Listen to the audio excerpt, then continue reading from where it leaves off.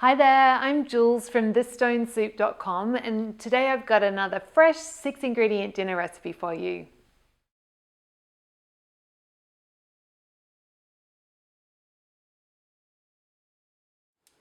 Okay, so for our omelette, I've got the pan on a medium heat and I can feel it's warming up, crackling a little bit, so it's going to get a little bit of oil in.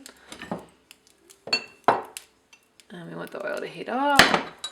And then I'm just doing 2 eggs, but you could do 3 if you're hungry, even hungrier. They're just lightly beaten with a pinch of salt. So we'll just get the eggs in the pan. And that's sounding pretty good. So because it's only 2 eggs, it's going to cook fairly quickly. So you just want it to, you don't want it to be going crazy, but you also want to see some movement. And really it's just a waiting game. And just wait until the eggs are cooked. And it's only going to take a couple of minutes at this.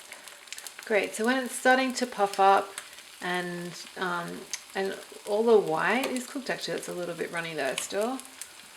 Just a couple more minutes. So you want it like 90% cooked. It's okay to have a little bit runny because it's going to continue to cook as it sits on the plate. Great, and so when you're happy, you just remove from the heat and then you want to roll it or fold it in half and kind of tip it out onto the plate. So then to finish the omelette and give it a bit of a Mexican vibe, I'm going to get some avocado. I've got a small avocado here, so I'm going to use the whole thing for me, but if you've got a big avocado, you might only want half. Depends on how hungry you are again. So just going to pop a bit of salt in there. And avocado's best brand is lime juice. So just a little squeeze, a tablespoon or so. Don't want it too limey. And then I like to just give it a bit of a mash, but leave a few chunks in there. So we'll get that on top of our egg. I'm going to finish with a drizzle of hot sauce. I'm using like a locally made smoky chipotle.